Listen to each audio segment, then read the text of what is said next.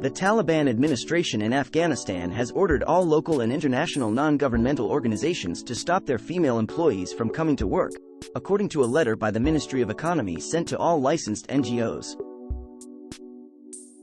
Non-compliance will result in revoking the licenses of said NGOs, the ministry said.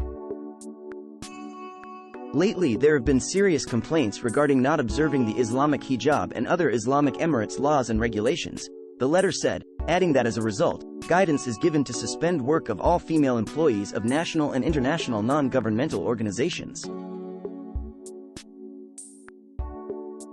Earlier this week, the Taliban government suspended university education for all female students in Afghanistan.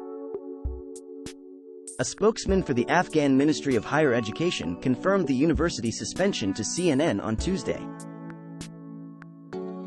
A letter published by the Education Ministry said the decision was made in a cabinet meeting and the order would go into effect immediately.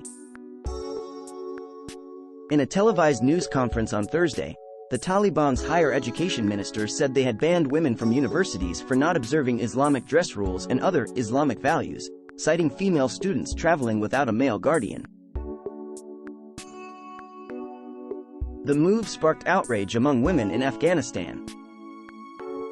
It marks yet another step in the Taliban's brutal crackdown on the freedoms of Afghan women, following the hardline Islamist group's takeover of the country in August 2021. The United Nations on Saturday condemned the Taliban's announcement.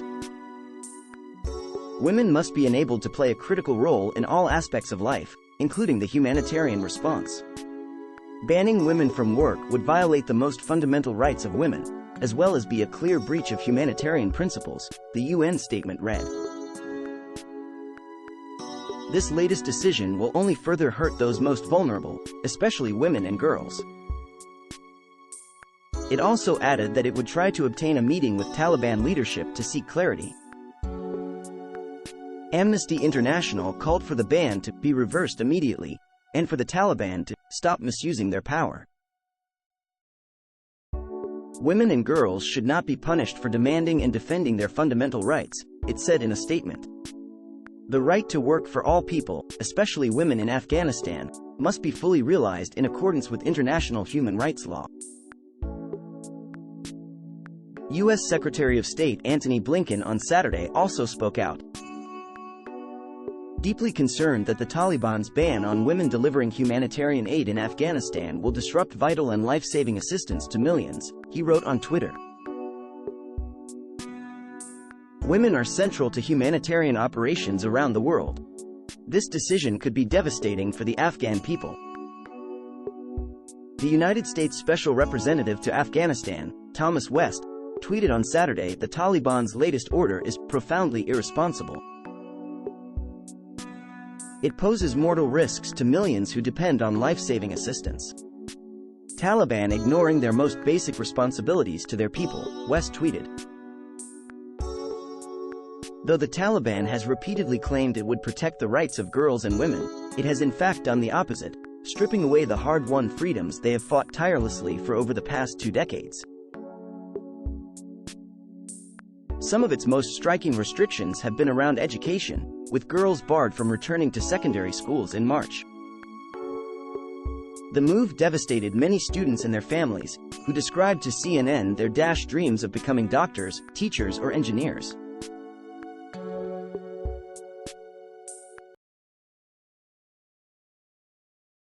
Fuel tanker explosion kills 10 in South Africa. At least 10 people have died, and 40 others were injured in South Africa when a fuel tanker exploded in a city near Johannesburg, according to the emergency services. The explosion took place on Saturday morning in the city of Boksburg after the tanker, which was transporting liquefied petroleum gas, got caught beneath a bridge close to a hospital and houses. We received a call towards 7:50 a.m. telling us a gas tanker was stuck under a bridge. William Ntladi, spokesperson for the emergency services in the region, told the AFP news agency. Firefighters were called to extinguish the flames. Unfortunately, the tanker exploded, he said. One of those injured was the driver, who has been taken to hospital, he added. He said the death toll had risen to 10 from the 9 reported earlier. Videos shared by residents on social media showed the dramatic explosion, with pedestrians running away from the blaze and cars dramatically speeding away. Several houses and vehicles have been damaged by the explosion, according to local reports. The tanker was reportedly delivering gas to the nearby OR Tambo Memorial Hospital, where some of the injured were treated. Patients in some units at the hospital had to be evacuated because of the explosion and fire, media reports said. Walking through here was just a sight of absolute devastation. I have never seen something like this ever before, resident Simon Lapping told the local Citizen newspaper. He said he saw the bodies of 6 adults and 2 children.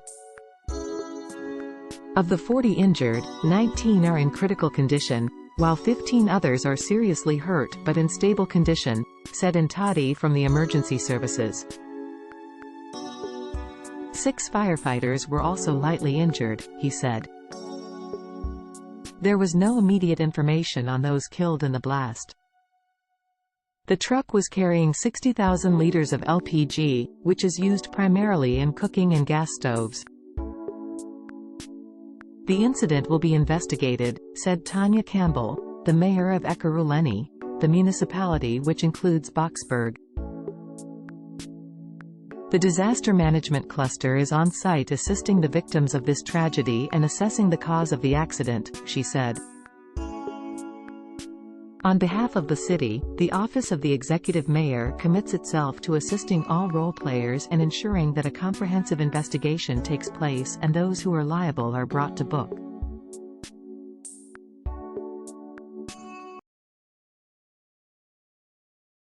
U.S. winter storm. Americans and Canadians face mass outages on Christmas Day. More than 1 million Americans and Canadians are facing Christmas Day without power as a massive winter storm continues to pummel North America.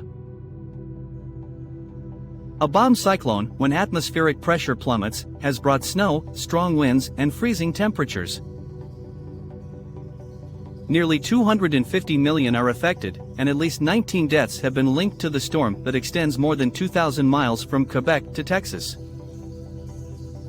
Thousands of flights have been canceled during the festive period. The western U.S. state of Montana is the worst hit by the cold, with temperatures dropping to -50°F. Near whiteout conditions have been reported in Minnesota, Iowa, Wisconsin, and Michigan. In the city of Buffalo, New York State, the U.S. National Weather Service reported 0-mile visibility. In the Pacific Northwest, some residents ice skated on frozen streets in Seattle and Portland. Coastal flooding has been seen in America's northeastern New England region, inundating communities and downing power lines. Even the usually milder southern states of Florida and Georgia are experiencing hard freeze warnings. The only region that has largely been spared the cold weather is California, where continental mountain ranges are helping to protect the Golden State. In Canada, the provinces of Ontario and Quebec were bearing the brunt of the Arctic blast. Much of the rest of the country, from British Columbia to Newfoundland, was under extreme cold and winter storm warnings. A number of the storm-related fatalities have involved road traffic accidents, including a 50-car pileup in Ohio that killed 4 motorists. Another 4 died in separate crashes in the state. Travel problems across the country were being exacerbated by a shortage of snowplow operators, with low pay rates being blamed. The NWS says more than 100 daily cold temperature records could be tied or broken over the next few days. Please include a contact number if you are willing to speak to a BBC journalist. You can also get in touch in the following ways.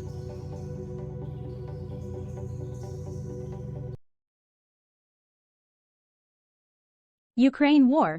Zelensky delivers defiant Christmas message after Russian strikes. Ukrainian President Volodymyr Zelensky has urged his people to persevere in the face of Russian attacks as the country celebrates Christmas. In a defiant speech on Saturday, he said, "Freedom comes at a high price. But slavery has an even higher price." Russia's missile and drone attacks have left millions of Ukrainians without power, heating and running water. Earlier on Saturday, Russian airstrikes killed 10 people in Ukraine's southern Kherson city, officials said. The regional authorities said another 68 people were injured and called on local residents to urgently donate blood. Describing Russia as a terrorist country, Mr. Zelensky accused Russian troops of killing for the sake of intimidation and pleasure. In a post on social media, he showed pictures of streets strewn with bodies and burning cars, saying, "The world must see and understand what absolute evil we are fighting against." Kherson, the only regional capital captured by Russia since it launched its full-scale invasion on the 24th of February, was liberated by Ukraine last month. Since then it has been frequently targeted by Russian forces positioned on the left bank of the Dnipro River. Moscow has repeatedly denied targeting civilians in its attacks. However, President Vladimir Putin has recently admitted that Russian troops have been hitting Ukraine's critical energy facilities. However, a growing number of worshippers have been celebrating the day on the 24th of December, in line with the majority of Christians around the world. In a video addressed to the nation late on Saturday, Mr. Zelensky said, "We endured at the beginning of the war. We endured attacks, threats, nuclear blackmail, terror, missile strikes. Let's endure this winter because we know what we are fighting for. We will celebrate our holidays. As always. We will smile and be happy. As always. The difference is one. We will not wait for a miracle. After all, we created ourselves." For many Ukrainians, Christmas will be in the dark and in the cold, says the BBC's Hugo Bachaga in Kyiv. But Ukrainians say the hardships have only made them stronger, as the war enters its 11th month, our correspondent adds. On Saturday, fierce fighting continued in Ukraine's eastern Donbas region where Russian troops attacked the strategic town of Bakhmut,